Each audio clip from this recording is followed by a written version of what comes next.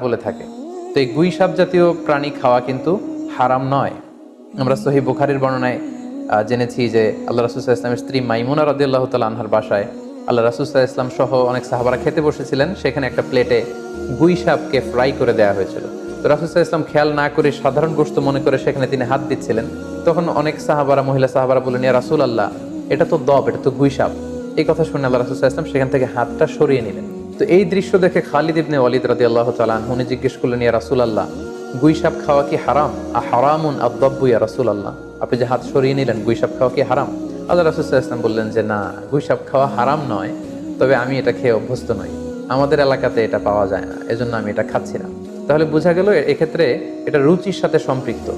So গুই সাপ হালাল বলে যে গুই সাপ আমাদেরকে খেতে হবে, সান্ডা আমাদেরকে খেতে হবে, এমন কোনো কথা নেই। আপনার যদি রুচিতে কুলায় আপনি খাবেন, আর রুচিতে যদি আপনার না আসে তাহলে আপনি খাবেন।